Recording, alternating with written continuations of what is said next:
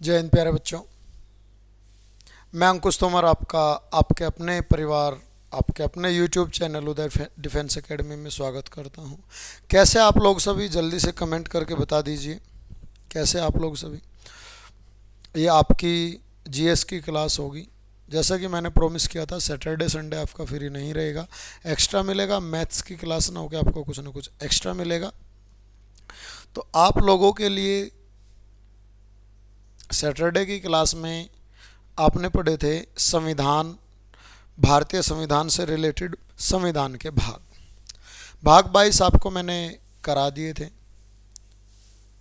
ठीक है, उनके अंदर जो संशोधन हुए वो भी मैंने आप लोगों को करा दिए थे। क्लास कैसी लगी, आप लोगों के कमेंट्स का इंतज़ार रहता है हमें। ज़्यादा से ज़्यादा कमेंट्स के हम आपके इंतज़ार करते हैं। चलिए खैर, आगे बढ़ने से पहले आपको एक बात बता दें कि आज की क्लास में जो होगा, आज की क्लास में हम संविधान के ही एक अन्य महत्वपूर्ण टॉपिक को पढ़ेंगे जिन्हें हम शेड्यूल्स बोलते हैं, अनुसूची बोलते हैं। जिन्हें हम शेड्यूल्स बोलते हैं, अनुसूची बोलते हैं। तो आपके लिए लेके आए हम अनुसूची। और अनुसूची पर चलने से पहले आपके लिए बहुत ही प्यारी सी बात। देखिए, यकीन मानिए, बिना करियर के ना कोई सुख है ना कोई इज्जत है। इसलिए मेहनत कीजिए और बेहतर करियर बनाइए। ये रियलिटी है मेरे दोस्त, मेरे भाई, मेरे मित्र, बंधु। आपको क्या कहूँ, ये सच्चाई है आप लोगों के सामने। बिना कैरियर के ना ही तो सुख मिलना है ना ही इज्जत मिलनी है। तो इसलिए मेहनत कीजिए और एक बेहतर कैरियर बनाइए, क्योंकि लोग सम्मान आपका नहीं आपकी स्थिति का करते हैं मेरे दोस्त। तो इसी बात के साथ अपनी क्लास को ज़्यादा समय नष्ट न करते हुए हम आगे बढ़ाते हैं, जिसमें आज हम पढ़ने वाले हैं इंडियन पॉलिटी का एक महत्वपूर्ण टॉपिक। इंडियन पॉलिटी का एक महत्वपूर्ण टॉपिक जो आपका चला हुआ है भारतीय संविधान।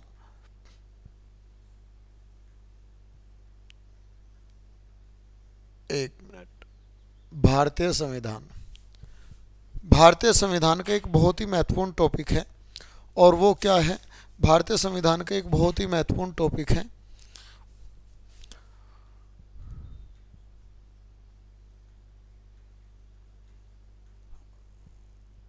भाई। एक मिनट, ज़रा दिक्कत कर रहा है, मैं इसको ज़रा सा चेक कर लेता हूँ। भारतीय संविधान का एक बहुत ही महत्वपूर्ण टॉपिक है और टॉपिक आपका है वो, जो टॉपिक है अनुसूची, शेड्यूल्स जिन्हें हम बोलते हैं। ठीक है, शेड्यूल्स बोलते हैं जिन्हें हम।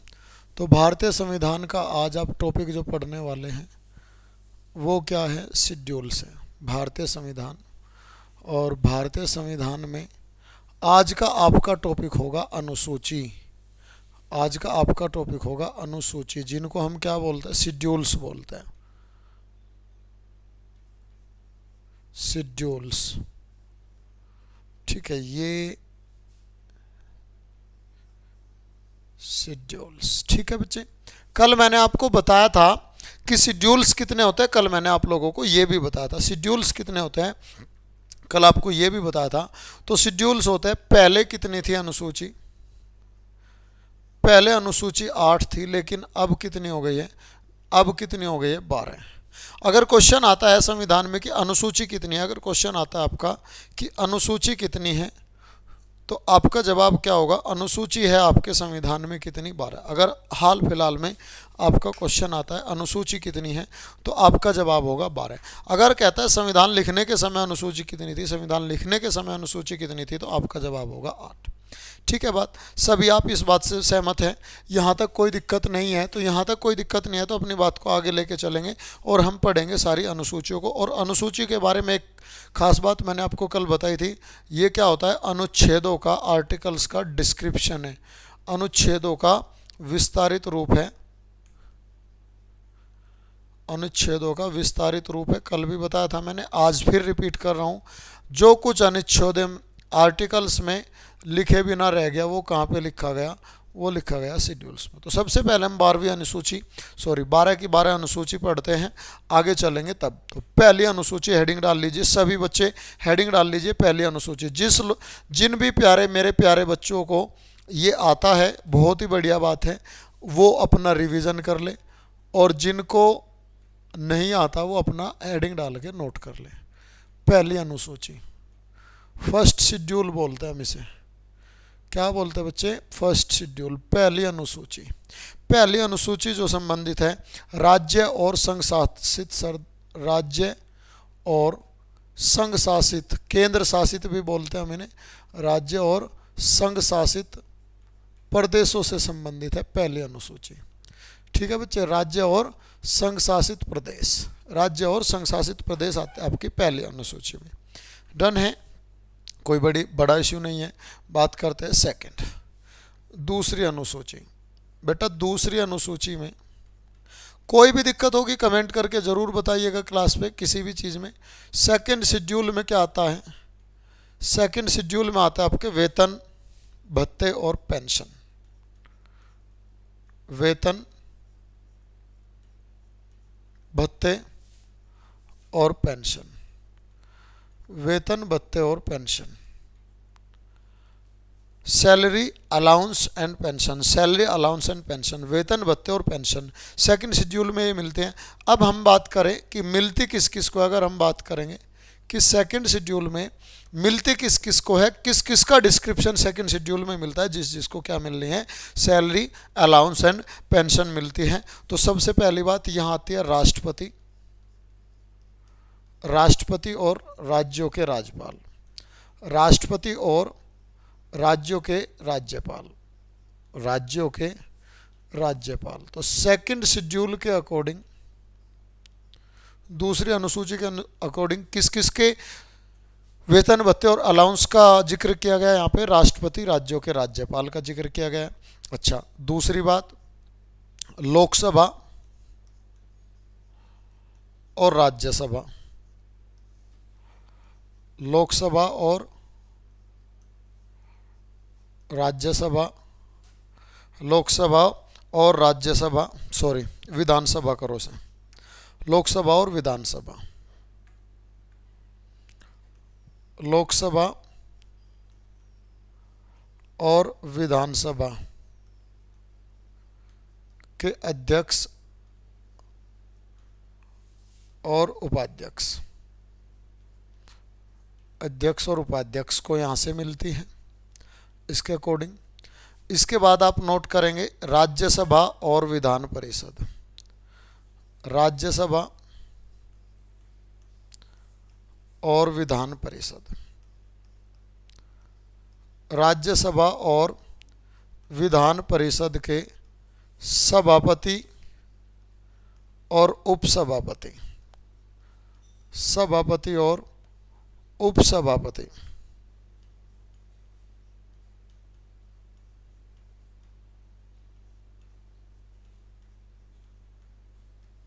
ठीक है बात, सभापति और उपसभापति को मिलती है। आपसे बात करेंगे हाई कोर्ट और सुप्रीम कोर्ट के सभी जज, हाई कोर्ट और supreme court, high court HC मतलब हाई कोर्ट और एससी मतलब सुप्रीम कोर्ट यहाँ पे। ठीक है, कभी वो एससी कैटेगरी वाले में चले जाओ। हाई कोर्ट और सुप्रीम कोर्ट के सभी जज, हाई कोर्ट और सुप्रीम कोर्ट के सभी जज। इसके अलावा बात करेंगे हम नियंत्रक एवं महालेखा परीक्षक, नियंत्रक एवं महालेखा परीक्षक, नियंत्रक एवं महालेखा परीक्षक, नियंत्रक एवं महालेखा परीक्षक, इसको अंग्रेजी में बोलते हैं controller attorney general, controller attorney general CAG, controller attorney general CAG, नियंत्रक एवं महालेखा परीक्षक। इन सभी को सेकंड शेड्यूल के अकॉर्डिंग क्या मिलती है? सैलरी, अलाउंस और पेंशन मिलती है। बात करेंगे सर इसमें उपराष्ट्रपति नहीं है, सर इसमें उपराष्ट्रपति नहीं है, तो जब उपराष्ट्रपति नहीं है तो उपराष्ट्रपति को किसके अकॉर्डिंग मिलेगी? तो उपराष्ट्रपति जो होता है ना, आप लोग सभी जानते होंगे या नहीं जानते होंगे तो नोट कर लेना।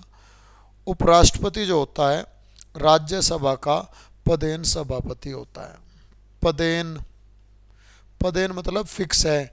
जो भी उपराष्ट्रपति होगा, जो भी उपराष्ट्रपति होगा ना, वो ऑटोमेटिक क्या बन जाएगा, राज्यसभा का सभापति बनेगा।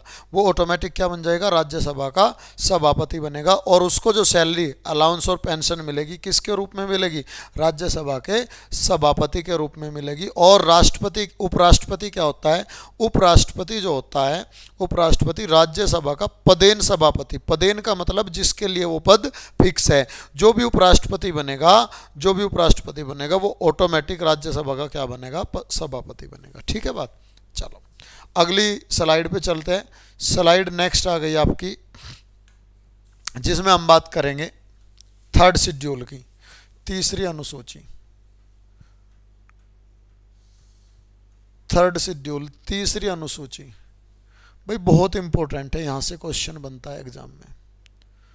थर्ड शेड्यूल किससे संबंधित है, ये संबंधित है शपथ से, ये संबंधित है ओथ, ये रिलेटेड है किससे, ओथ से। अब शपथ किस किस को मिलते हैं शेड्यूल के अनुसार, इस अनुसूची के अनुसार किस किस को शपथ मिलती है, कौन कौन इस अनुसूची के अनुसार शपथ ग्रहण करता है। तो सबसे पहली बात आते हैं संघ सरकार के सभी मंत्री, संघ सरकार के सभी मंत्री, केंद्र सरकार के सभी मंत्री, चाहे उसमें पीएमई क्यों ना हो, सभी मंत्री, उनका वर्णन कहाँ मिलता है, सभी मंत्रियों का, सभी मंत्रियों की शपथ का वर्णन कहाँ मिलता है, वो मिलता है मेरे बच्चे थर्ड शेड्यूल में। अच्छा जी, इसके बाद लोकसभा और राज्यसभा के सभी एमपी, एमपी मतलब मेंबर ऑफ पार्लियामेंट, लोकसभा और राज्यसभा के सभी एमपी। ठीक है बच्चे, लोकसभा और राज्यसभा के सभी एमपी को किसके अकॉर्डिंग ओथ मिलती है, शपथ किसके अनुसार दिलाई जाती है, तीसरी अनुसूची के अनुसार। यानी कि सभी मंत्रियों का, केंद्र सरकार के सभी मंत्रियों का, लोकसभा और राज्यसभा के सभी एमपीज को शपथ का वर्णन किस अनुसूची में मिलता है, तो वो मिलता है आपको थर्ड में। सुप्रीम कोर्ट और हाई कोर्ट के सभी जज, सुप्रीम कोर्ट और हाई कोर्ट के सभी जज इसी में शामिल हैं। कैग अभी लिखवा मैंने, नियंत्रक एवं महालेखा परीक्षक, नियंत्रक एवं महालेखा परीक्षक को भी मिलता है। दूसरी बात, विधानसभा के एमएलए, विधानसभा के एमएलए, विधानसभा के एमएलए तथा विधान परिषद के, विधान परिषद के एमएलसी, विधान परिषद के एमएलसी को भी क्या मिलते हैं, शपथ मिलते हैं तीसरी अनुसूची के अनुसार।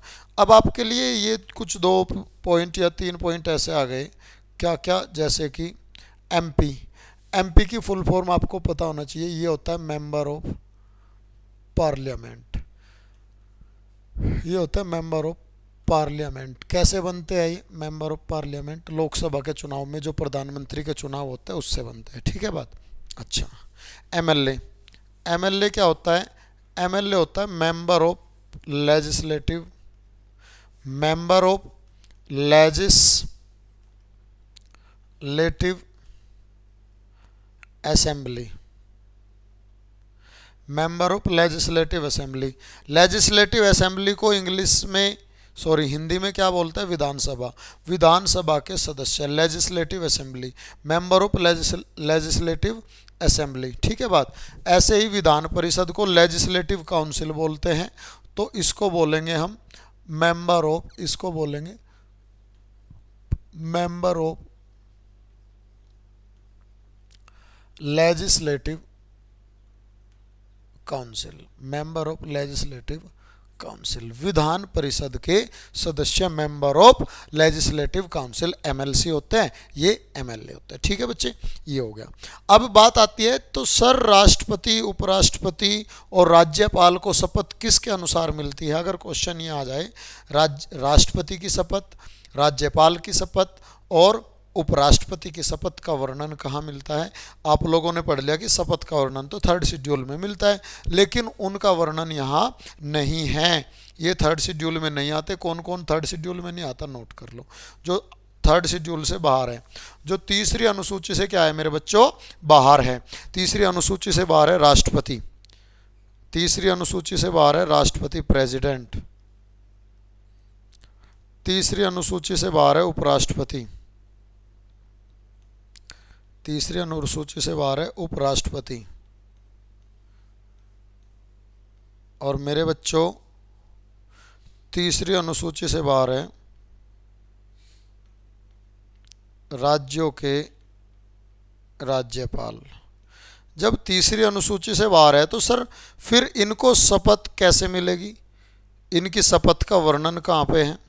तो इनकी शपथ का वर्णन कहाँ है? इनकी शपथ का वर्णन मिलता है आर्टिकल्स में। इनकी शपथ का वर्णन कहाँ मिलता है बच्चे? आर्टिकल्स में मिलता है, अनुच्छेदों में मिलता है। तो किस किस अनुच्छेद में मिलता है? राष्ट्रपति का मिलता है आर्टिकल 60, उपराष्ट्रपति का मिलता है,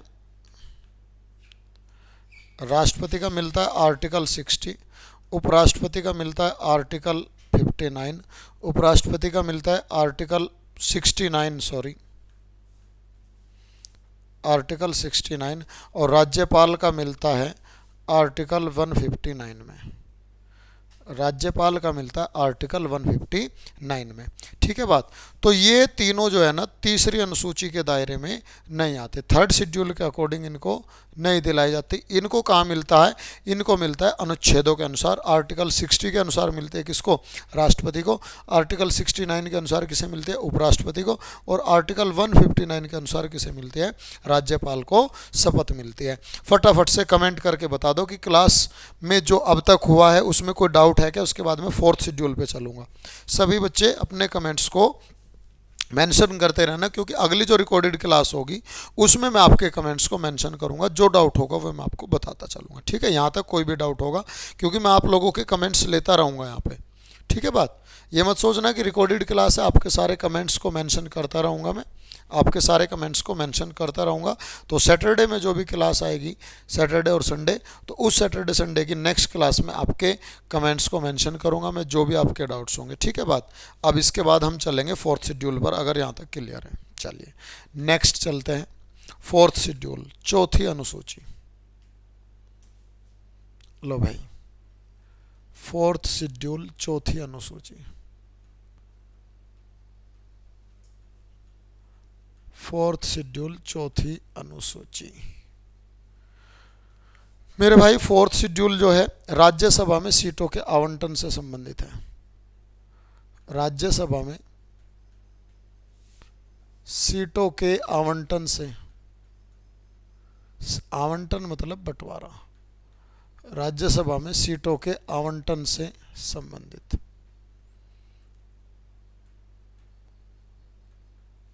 राज्यसभा में सीटों के आवंटन से संबंधित है फोर्थ शेड्यूल। ठीक है, कब हुआ ये कैसे बनाया गया? तो ये जो बनाया गया, ये बनाया गया लोकसभा में सीटों, सॉरी एक मिनट,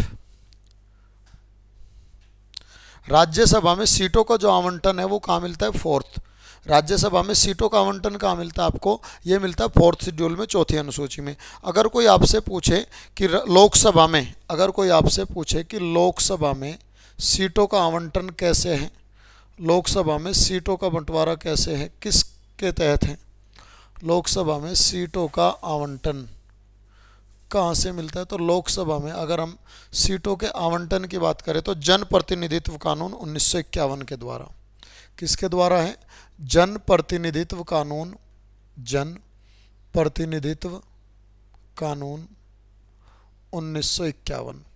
किसने बनाया ये कानून? कानून किसके द्वारा बनाया गया? जन प्रतिनिधित्व कानून संसद द्वारा बनाया गया। किसके द्वारा बनाया गया? संसद द्वारा बनाया गया, संसद द्वारा बनाया गया। ठीक है बात। तो लोकसभा में अगर बात करते हैं हम लोकसभा में सीटों के आवंटन की, लोकसभा में सीटों का आवंटन, राज्यसभा में सीटों का आवंटन कहाँ मिलता है? फोर्थ शेड्यूल में। राज्यसभा में सीटों का आवंटन कहाँ मिलता है? चौथी अनुसूची में। और अगर मैं बात करूँ लोकसभा में सीटों का आवंटन कहाँ मिलता है?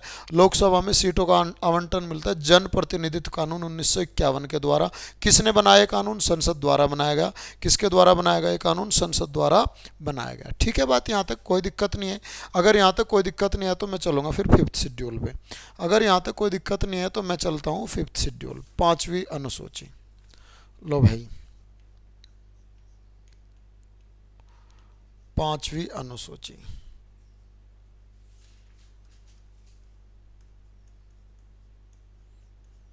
अपना रिवाइज कर लेना, जिसको आता है ना वो रिवाइज कर लेना अपनी चीज़ों को। ठीक है बात। 5वीं अनुसूची, तो भाई 5वीं अनुसूची में क्या है? अनुसूचित क्षेत्र एवं अनुसूचित जनजाति क्षेत्र। तो इसमें है अनुसूचित क्षेत्र एवं जनजाति क्षेत्र कह लो। अनुसूचित क्षेत्र एवं अनुसूचित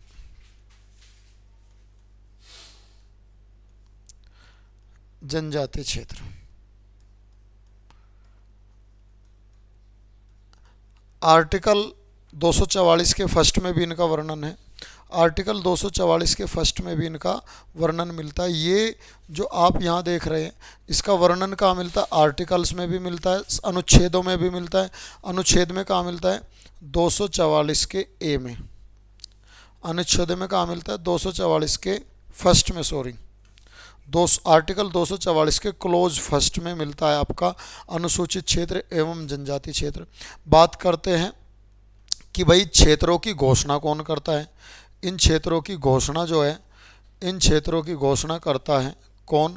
घोषणा होती है इन क्षेत्रों की राष्ट्रपति द्वारा। अच्छा जी, घोषणा कौन करता है इन क्षेत्रों की? राष्ट्रपति। ठीक है, घोषणा होती है राष्ट्रपति द्वारा। बात करें वहाँ का शासन, इन क्षेत्रों का शासन कौन चलाता है? राज्यपाल चलाता है। कौन चलाता है भाई? शासन राज्यपाल चलाता है। किसकी मदद से? राष्ट्रपति की मदद से। किसकी मदद से चलाता है? राष्ट्रपति की मदद से शासन चलाता है, राष्ट्रपति की मदद से। ठीक है बात। तो इन क्षेत्रों में, जनजाति क्षेत्रों में, आदिवासी क्षेत्रों में किसका शासन चलता है? राष्ट्रपति का शासन चलता है। चलाता कौन है? राज्यपाल चलाता है। ठीक है, राष्ट्रपति की हेल्प से। क्लियर है बात ये। इसके बाद आ गया आपका नेक्स्ट सिक्स्थ शेड्यूल, 6ठी अनुसूची। अब ये 6ठी अनुसूची भी इसी से संबंधित है। 6ठी अनुसूची भी इसी से संबंधित है। 6ठी अनुसूची भी क्या है?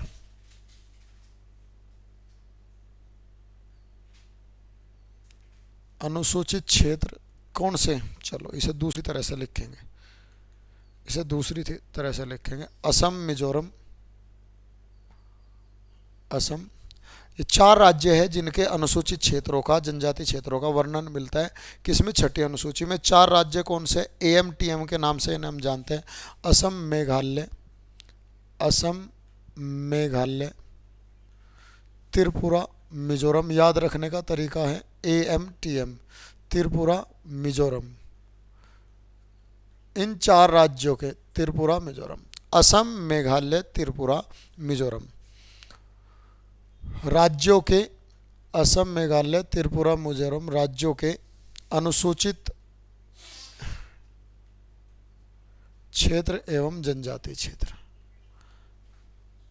बाकी 5वीं में इन 4 क्षेत्रों को, 4 राज्यों को छोड़कर मिलता है। इसमें केवल 4 राज्यों का अनुसूचित क्षेत्र एवं अनुसूचित जनजाति क्षेत्र,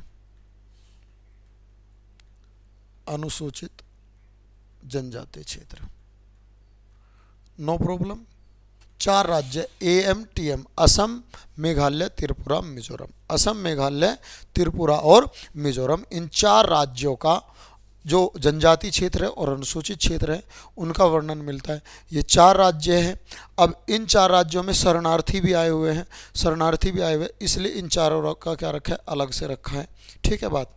हाँ, अब बात आती है घोषणा कौन करता है इसकी। भाई इन सबसे पहली बात, क्या ये आर्टिकल्स में मिलता है? जी मिलता है, आर्टिकल्स में भी इसका वर्णन है, आर्टिकल 244 के सेकंड क्लॉज में है, आर्टिकल 244 के सेकंड क्लॉज में इसका वर्णन है। दूसरी बात, इन क्षेत्रों की घोषणा भी कौन करता है? इन क्षेत्रों की घोषणा भी कौन करता है? राष्ट्रपति करता है, सेम पहले की तरह। कौन करता है भाई? इन क्षेत्रों की घोषणा राष्ट्रपति करता है। दूसरी बात, शासन कौन करता है? यहाँ प्रशासन किसका होता है? प्रशासन होता है वही राष्ट्रपति का, लेकिन चलाता कौन है? राज्यपाल। चलाता कौन है भाई? राज्यपाल। किसकी मदद से? राष्ट्रपति की मदद से। समझ आती है बात इतनी? राष्ट्रपति की मदद से। भाई क्लास को ज़्यादा से ज़्यादा शेयर कर लो अपने दोस्तों के साथ में, ठीक है? पढ़ लो, बिना पढ़े ना आपकी कहीं भी कोई वैल्यू ना है। आप कितने ही मानते रहो हम ये है वो है, कुछ नहीं है यार, नथिंग है। पढ़ने से आपकी वैल्यू बढ़ेगी और उसमें आप लोगों को काम करना है, ठीक है? चलिए यहाँ तक डन है। आगे चलेंगे, फिर आगे चलते हैं हम 7वें शेड्यूल पे, 7वीं अनुसूची पे आगे चलते हैं मेरे भाई। 7वीं अनुसूची, 7th शेड्यूल।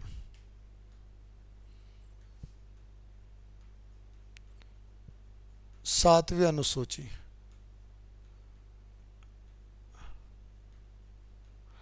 ये किससे संबंधित है? ये सूचियों से संबंधित है। किससे संबंधित है? सूचियों से संबंधित है।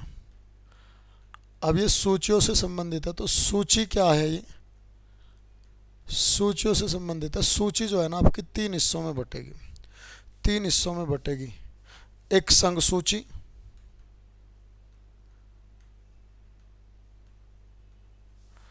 एक राज्य सूची,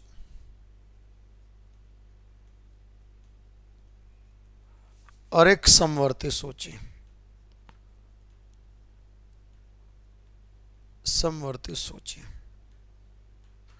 भाई 3 है, राज्य सूची, संघ सूची और समवर्ती सूची। अब ये राज्य सूची क्या है भाई, केंद्र सूची क्या है और समवर्ती सूची क्या है? देखो संघ सूची ऐसे विषय है इसमें जिन पर केंद्र सरकार कानून बनाती है। जिन पर कौन? केंद्र सरकार कानून बनाती है।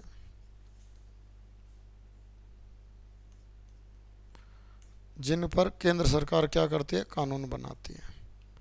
ठीक है बात जी। बात करेंगे राज्य सूची की। राज्य सूची ऐसे विषय है, राज्य सूची में ऐसे विषय जिन पर राज्य सरकार कानून बनाते हैं। ऐसे विषय जिन पर क्या करती है? जिन पर राज्य सरकार कानून बनाती है। राज्य सरकार कानून बनाती है, नो प्रॉब्लम, कोई प्रॉब्लम नहीं होनी चाहिए। आपको बता दूं ये कितने हैं भाई? ये जो विषय थे ये पहले 100 थे। ये विषय थे पहले कितने थे? एक मिनट, 97 थे, 97 थे। 97 से बढ़ के 100 हुए और अब कितने हैं? 98 हैं। अब कितने हैं? फिलहाल 98 हैं, कोई दिक्कत नहीं। पहले 97 थे, 97 से बढ़ के 100 हुए और अब 2 घट के कितने हो गए? 98 हो गए। इधर आ जाओ। इधर कितने विषय थे भाई जिन पे कानून बनाती थी राज्य सरकार? इधर कितने विषय थे? इधर विषय थे आपके 66 थे पहले, फिर 5 कम हुए, वे 5 चले गए कहाँ? समवर्ती सूची में। वे 5 कहाँ चले गए? समवर्ती सूची में। कितने रहे? 61। अब फिर 2 कम हो गए, अब कितने हैं वर्तमान में? 59 विषय हैं। कितने विषय है भाई? 59। कितने हैं टोटल? 59 है। ठीक है बात, कितने हैं टोटल? 59 है। और बात करेंगे हम किसकी? समवर्ती सूची की। समवर्ती सूची क्या होती है? ऐसे विषय जिन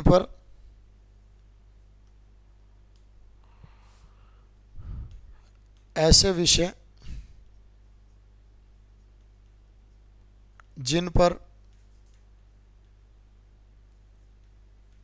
केंद्र व राज्य सरकार दोनों कानून बना सकती है। केंद्र व राज्य सरकार क्या कर सकती है? दोनों कानून बना सकती है।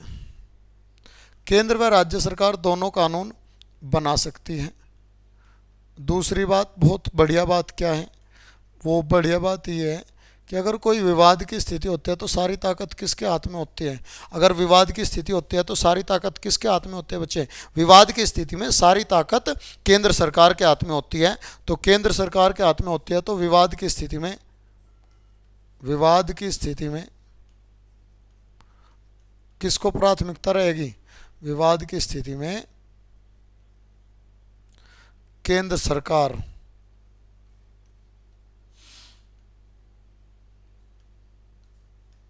की प्राथमिकता, केंद्र सरकार की प्राथमिकता रहती है। ठीक है बात? अच्छा, कितने विषय है इसके? इसके विषय पहले 47 थे, 5 बढ़ गए, जो यहाँ से गए थे निकल के वे 5 बढ़ के कितने हो गए? 52। 47 थे, 5 बढ़ के कितने हो गए? 52। अब जो कुछ भी इनसे बच गया, अब जो कुछ भी बच गया वो कहाँ आते हैं? अवशिष्ट विषय में आते हैं। भाई संघ सूची से, राज्य सूची से और समवर्ती सूची से जितने विषय बच गए, इनके अलावा जो भी विषय आए वो कौन से कहाँ चले गए? वो चले गए अवशिष्ट में। वो कहाँ चले गए? अवशिष्ट विषय में। अब अवशिष्ट विषय पर कानून बनाने का अधिकार केवल केंद्र सरकार को है। अवशिष्ट विषय पर कानून बनाने का अधिकार केवल केंद्र सरकार को है। जो इनसे बचे रह गए थे उनको किस में डाल दिया? अवशिष्ट विषय में डाल दिया। ठीक है, यहाँ तक बात कोई दिक्कत नहीं है।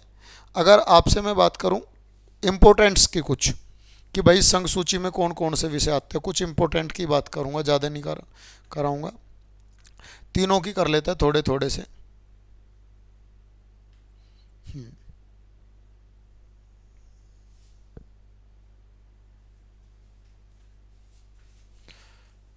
लो भाई, तीनों का देख लेते हैं थोड़ा थोड़ा सा विषय। तीनों में क्या कर लो, एक टेबल बना लो, इनके विषय लिख लेना। भाई लाइन आडी टेढ़ी हो सकती है। सबसे पहली बात आपका संघ सूची,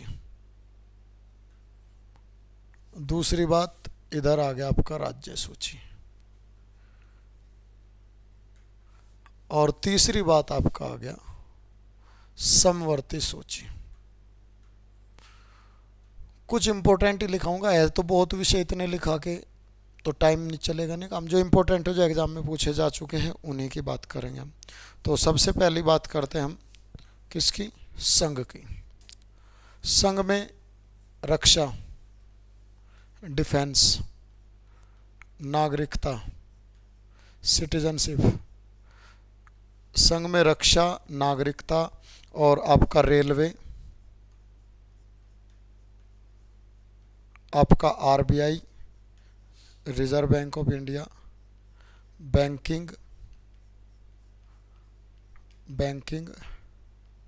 इंश्योरेंस,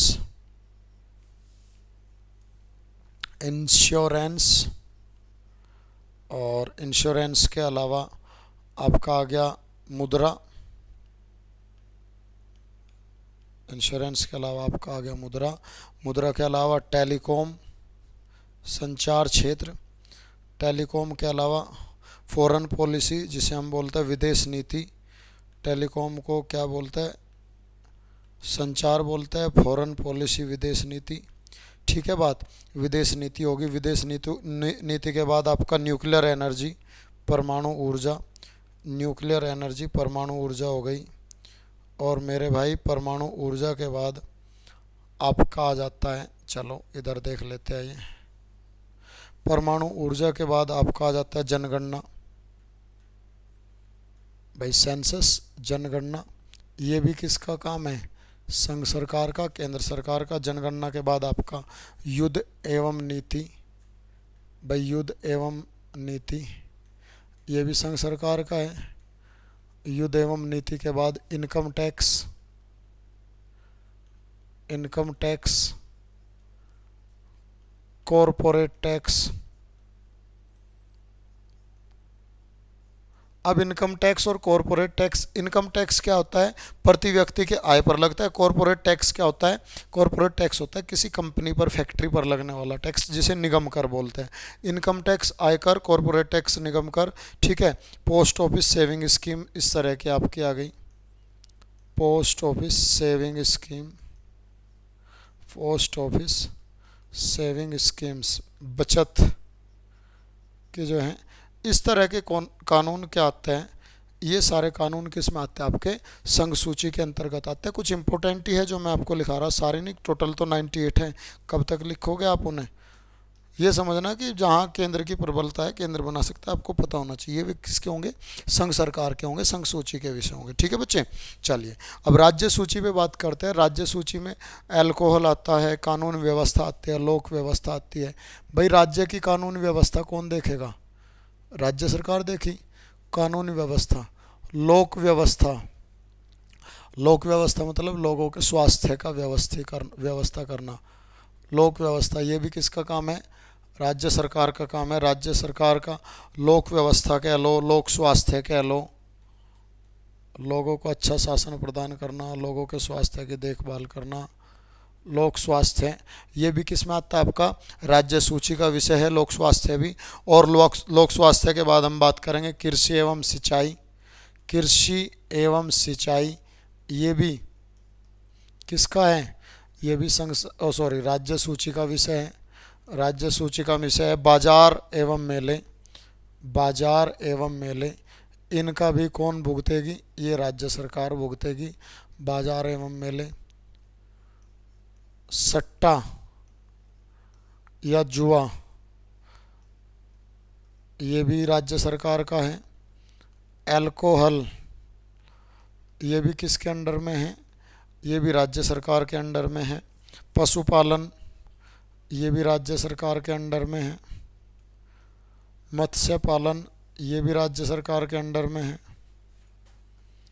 मत्स्य पालन ये भी राज्य सरकार के अंडर में है।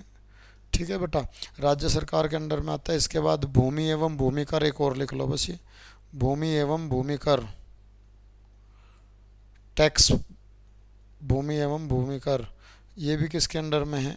ये भी राज्य सरकार के अंडर में आपके आता है। ठीक है, बात करेंगे हम किसकी? बात करते हैं सबसे पहले समवर्ती सूची में उन 5 विषयों की जो यहाँ से उठा के वहाँ डाले गए थे। समवर्ती सूची में उन 5 विषयों की जो यहाँ से उठा के कहाँ डाल दिए थे? राज्य सूची से उठा के कहाँ डाल दिए थे? समवर्ती सूची में डाल दिए थे। सबसे पहले हम उनकी बात करेंगे। तो उनकी बात करने के लिए सबसे पहली बात आती है जनसंख्या नियंत्रण एवं परिवार नियोजन। सबसे पहली बात आती है जनसंख्या नियंत्रण एवं परिवार नियोजन। जनसंख्या नियंत्रण एवं परिवार नियोजन ये ऐसा विषय है जिसपे राज्य सरकार और केंद्र सरकार दोनों कानून बना सकते हैं। किसी विवाद की स्थिति में चलेगी किसकी? केवल और केवल केंद्र सरकार की चलेगी। समवर्ती सूची में वे विषय आते हैं आपके। ठीक है, दूसरा आता है आपका शिक्षा। दूसरा आता है शिक्षा। जैसे अभी नई शिक्षा नीति लगा दी। नई शिक्षा नीति में क्या हुआ? राज्य सरकारों की कुछ नहीं चली, बना सकते हैं राज्य भी और केंद्र भी, लेकिन जहां बात जोर अपने चलाने के आते हैं तो केंद्र सरकार अपनी चलाता है, और केंद्र सरकार की चली और नई शिक्षा नीति लागू हो गई। तो शिक्षा भी किसके अंडर में आ गया आपका? शिक्षा भी समवर्ती सूची के अंडर में आ गया। इसके बाद जंगल, फॉरेस्ट, ये भी एक ऐसा ही विषय है। एक मापतोल का, ठीक है, एक मापतोल हो गया। एक आपका बचता है जो 5वां है, वो है जिले में प्रशासनिक कोर्ट। जो जिले में प्रशासनिक कोर्ट है वो भी पहले राज्य सूची में था, अब कहाँ है वो? समवर्ती सूची में। जिले में प्रशासनिक कोर्ट। अब ये पांचों जो है ना, ये पांचों कब जोड़े गए? इधर गए ये 42वें संविधान संशोधन, 42वें संविधान संशोधन अधिनियम CAA 1976 में। कब हुआ ये काम? 42वें संविधान संशोधन 1976 में।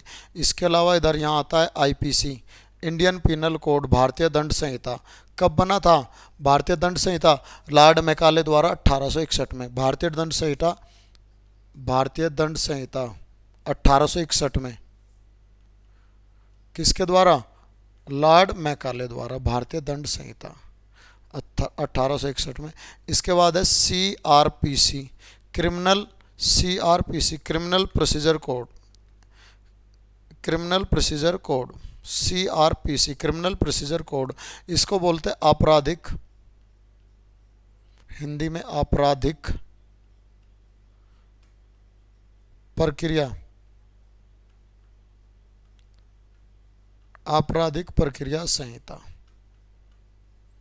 ठीक है बच्चे, ये इस तरह के कुछ जो मैटर आता है ये किस में आता है? समवर्ती सूची में आता है। आपका लिखना है, लिख लो, विद्युत भी इधर ही आता है, विद्युत भी इधर ही है, विवाह एवं तलाक भी इधर ही है,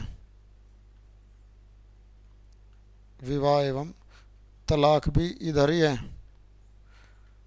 अब यहाँ, ठीक है, विवाह एवं तलाक भी इधर ही है। आपको देखना है न्यूज़पेपर बुक्स वगैरह, ये भी इधर ही आता है। जगह हो तो आप लिख लो, यहाँ लिख लो, न्यूज़पेपर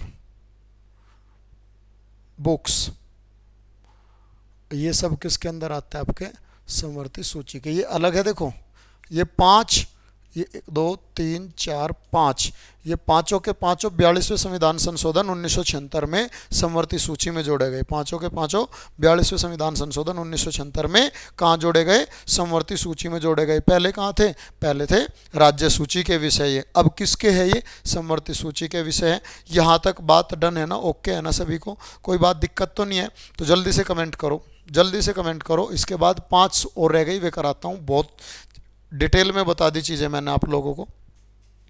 ठीक है, चलिए आगे बढ़ते हैं, आगे बढ़ते हैं। बात करते हैं हम 8th शेड्यूल की। बात करेंगे 8th शेड्यूल, 8वीं अनुसूची।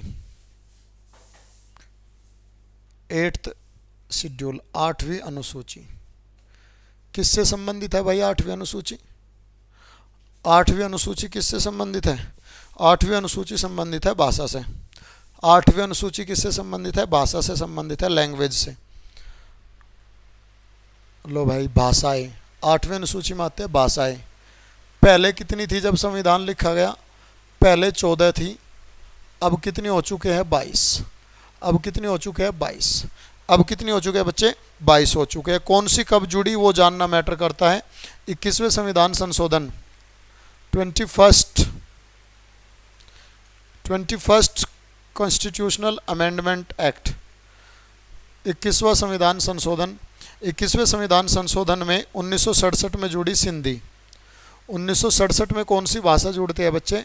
ये जुड़ती है सिंधी। 1967 में कौन सी भाषा जुड़ी? सिंधी। इसके बाद जो जुड़ी आपकी 71वें संविधान संशोधन, 71st कॉन्स्टिट्यूशनल अमेंडमेंट एक्ट, 71वें संविधान संशोधन 1992 में, 71वें संविधान संशोधन 1992 में 3 भाषा जुड़ी, जिनको हम नमक के शॉर्ट फॉर्म में याद रखते हैं। नमक, जिनको हम नमक के शॉर्ट फॉर्म में याद रखते हैं। और नमक क्या है? नेपाली, मणिपुरी और कोंकणी। शॉर्ट फॉर्म है नमक, शॉर्ट फॉर्म है नमक,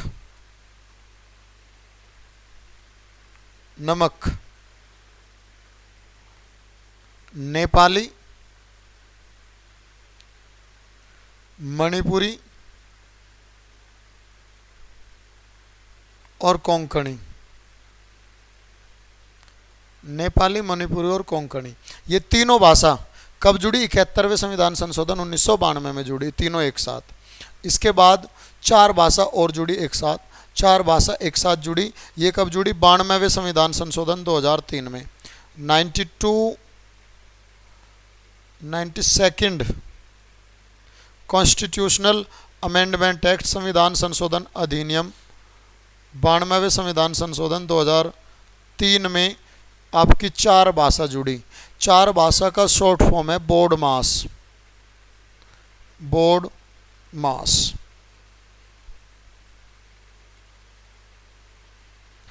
बोर्ड मास, बो से है आपकी बोडो, बो से क्या है? बोडो।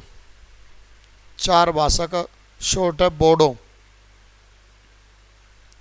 डोंगरी, ये बोडो जो है ना असम की जनजाति भी है। बोडो, डोंगरी, मैथिली, बोडो, डोंगरी, मैथिली और संथाली, बोडो, डोंगरी, मैथिली और संथाली, ये 4 भाषा जुड़ी। बोडो, डोंगरी, मैथिली और संथाली, ये 4 भाषा जुड़ी कब? 92वें संविधान संशोधन 2003 में। टोटल मिलके 1 और 3 4 और 4 8, 8 भाषा जुड़ के 14 और 4, 14 और 8 कितनी हो गई? 22 हो गई। अब भाषा कितनी है? अब फिलहाल हाल फिलहाल में कितनी भाषा है भाई? 22 भाषा है। ठीक है बात, कोई दिक्कत नहीं है। अब चलते हैं 9th शेड्यूल पे। चलते हैं किस पे? 9th शेड्यूल पे, 9वीं अनुसूची पे। देखो भाई, 9वीं अनुसूची 8 थी पहले, बाद में आई 9वीं अनुसूची। कब जुड़ी ये पता होना चाहिए, किससे संबंधित है ये पता होना चाहिए। 9वीं अनुसूची जो है भूमि सुधार, भूमि सुधार एवं सामाजिक न्याय, भूमि सुधार एवं सामाजिक न्याय। अरे कई जगह से भूमि सुधार को उन्मूलन भी दिया है, भूमि उन्मूलन। ठीक है, भूमि सुधार एवं सामाजिक न्याय से संबंधित है। भूमि उन्मूलन एवं सामाजिक न्याय से संबंधित आपकी कौन सी? 9th schedule. कब जुड़ी ये कब जुड़ी भाई? पहले संविधान संशोधन, पहले संविधान संशोधन 1951 में। कब जुड़ी है? फर्स्ट कॉन्स्टिट्यूशनल अमेंडमेंट एक्ट 1951 में जोड़ी गई। ठीक है भाई, 9वीं अनुसूची पूरी। दूसरी बात करेंगे हम किसकी? 10th की। लो भाई, 10th शेड्यूल किससे संबंधित है? 10वीं अनुसूची किससे संबंधित है? भाई जिन लोगों को पता होता है ना वो बोल के कमेंट करके अपना रिवाइज कर लिया करें। ठीक है बात। 10वीं अनुसूची किससे संबंधित है? ये है दल बदल कानून से संबंधित। ये क्या है भाई? दल बदल कानून से संबंधित है। अब ये दल बदल कानून क्या है? दल बदल कानून क्या है भाई? दल बदल कानून क्या है? कोई पार्टी अपनी पार्टी छोड़ के दूसरी पार्टी में चल जाए, उस पर क्या लगता है? दल बदल कानून लगता है। ज़्यादा डीप में नहीं जाना है। दल बदल कानून में पहले क्या होता था? कोई भी आदमी अपनी पार्टी के 1/3 मेंबर लेके दूसरी में चला जाता था। कोई भी आदमी 1/3 सदस्य लेके दूसरी पार्टी में चला जाता था तो दल बदल जाता था। उस पर दल बदल कानून नहीं लगता था। दल बदलने का कानून नहीं लगता था क्योंकि वो अपने 3 में से 1 सदस्य लेके भी चला गया ना, तो दल बदल कानून नहीं लगता। लेकिन फिर क्या हुआ? फिर नियम में बदलाव हुआ, और नियम में बदलाव हुआ तो क्या कर दिया? सदस्यों को 2/3 कर दिया कि अगर वो 2/3 मेंबर लेके जाएगा तो क्या होगा? उस पर दल बदल कानून नहीं लगेगा। तो ये पॉइंट नोट कर लो। सबसे पहली बात, कब हुआ ये? सबसे पहली बात आपको ये देखना है ये कब जुड़ा।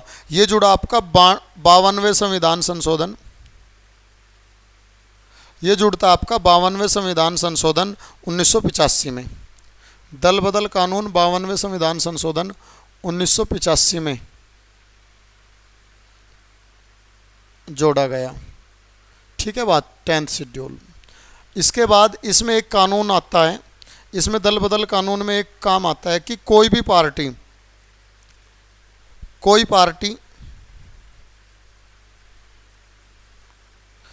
पहले 1/3 सदस्यों से क्या करती थी? दूसरी पार्टी को ज्वाइन करती थी। 1/3 सदस्यों से क्या करती थी? दूसरी पार्टी को ज्वाइन करती थी। तो दल बदल कानून नहीं लगता था। दूसरी पार्टी को क्या करती थी? ज्वाइन करती थी।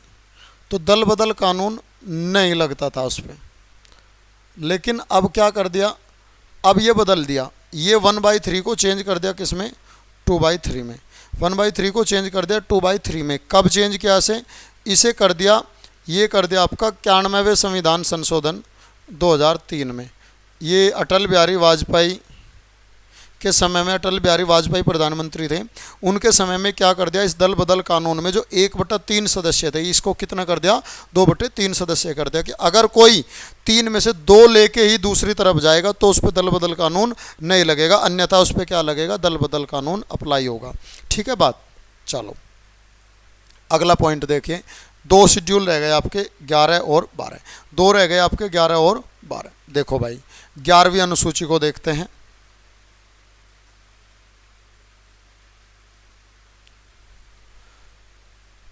बात आ गई 11वीं, 11th शेड्यूल, 11वीं अनुसूची।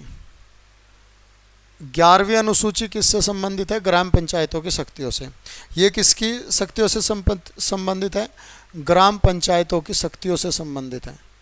ग्राम पंचायतों की शक्तियाँ, ग्राम पंचायतों की शक्तियाँ आता आपका 11वीं अनुसूची में। ग्राम पंचायतों की शक्ति आता आपका 11वीं अनुसूची में। इसे कब जोड़ा गया? इसे 73वें संविधान संशोधन 1992 में। इसे 73वें संविधान संशोधन 73rd कॉन्स्टिट्यूशनल अमेंडमेंट एक्ट 1993, कहीं 3 मिलता है कहीं 2 मिलता है, 1992 में जोड़ा गया। ठीक है भाई। और कितने कानून हैं, कितने विषय हैं? ग्राम पंचायतों की शक्तियों के कितने विषय है? टोटल 29 विषय हैं। इसमें ग्राम पंचायतों के कितने विषय है? टोटल 29 विषय। सेम इसी प्रकार 12वीं अनुसूची जो है, 12वीं अनुसूची आपकी जुड़ती है, वो भी देख लो भाई। 12वीं अनुसूची 12th शेड्यूल, 12वीं अनुसूची जो जुड़ती है वो जुड़ती है 74वें संविधान संशोधन, और जिसमें क्या है? नगर पालिकाओं की शक्तियाँ हैं। जिसमें क्या है भाई? नगर पालिकाओं की शक्तियाँ हैं। नगर पालिकाओं की शक्तियाँ। अब नगर पालिकाओं की शक्ति है, नगर पालिकाओं को शक्तियाँ दी, नगर पालिकाओं की शक्तियाँ हैं। और इसे कब जोड़ा गया? इसे जोड़ा गया 74th कॉन्स्टिट्यूशनल अमेंडमेंट एक्ट, संविधान संशोधन अधिनियम 1993। एक्ट इसका भी 1992 में आ गया था। एक्ट बिल इसका, सॉरी, बिल इसका 1992 में आ गया था, लेकिन एक्ट कब बना, अधिनियम कब बना? 1993 में। कहीं अगर 1992 भी मिलता है तो टेंशन मत लेना, 1992 भी मिलता है ना तो टेंशन मत लेना। ठीक है भाई। 1993 में जोड़ा गया। दूसरी बात, इसमें कितने सब्जेक्ट है टोटल? इसमें 18 विषय हैं। विषय कितने हैं मेरे भाई? 18। कितने विषय हैं मेरे बच्चे? 18 विषय। क्लियर है बात? कितने विषय हैं? 18 विषय है इसमें टोटल। और यहाँ इस प्रकार आज हमने आपका एक टॉपिक और पॉलिटी का कंप्लीट कर लिया है। एक टॉपिक और पॉलिटी का कंप्लीट कर लिया है, जिसमें आज आपको मैंने टोटल 12 अनुसूची, उनसे रिलेटेड छोटी छोटी बात जो ज़रूरी है वो सारी बात आप लोगों को मैंने बताई है। सभी को अच्छे से, जिसने नोट नहीं कर रखा होगा वो नोट कर लेना भाई। जिनके नोट है, नोट्स बने हुए, उनको उठा लेना, उनको उठा के करना, उसमें देख लेना कोई चीज़ नहीं ऐड होती है उसे जोड़ लो, करेक्शन कर लो अपनी चीज़ों को। ठीक है बात। अब आप लोगों से एक ही बात कहना चाहूँगा, अपनी तैयारी पे जोर लगा दो। गवर्नमेंट किसी ना किसी ज़रिए से सभी चीज़ों को प्राइवेट करने पे लगी हुई है। आज आर्मी प्राइवेट हुई है, हो चुकी है प्राइवेट, अब इसे गवर्नमेंट ना मानो भाई। क्या कह रहा है ये नियम जो आया आपका, ये कह रहा 4 साल नौकरी करो, ना आप पेंशन लो, कुछ ना लो, ना रैंक मिलेगी, आप घर जाओ, 4 साल सैलरी लो, मजदूरी करो और जाओ। ज़्यादा बोलना तो उचित नहीं है, क्योंकि टीचर वर्ग इसमें लपेटे जा चुके हैं। ये कहते हैं कि टीचर स्टूडेंट को भड़का रहे हैं। हम आपको भड़का नहीं रहे, हम ये कह रहे हैं चुपचाप मेहनत करके जल्दी से सिलेक्शन ले लो। यकीन मानिए, बिना कैरियर के ना कोई सुख है ना कोई इज्जत है। बिना कैरियर के ना कोई सुख है ना कोई इज्जत है।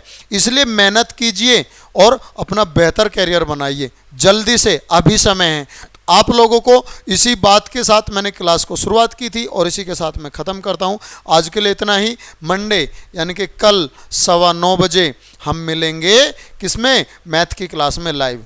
और सच में बता रहा हूँ, पढ़ लो अभी समय बेटा, बाद में पछताओगे।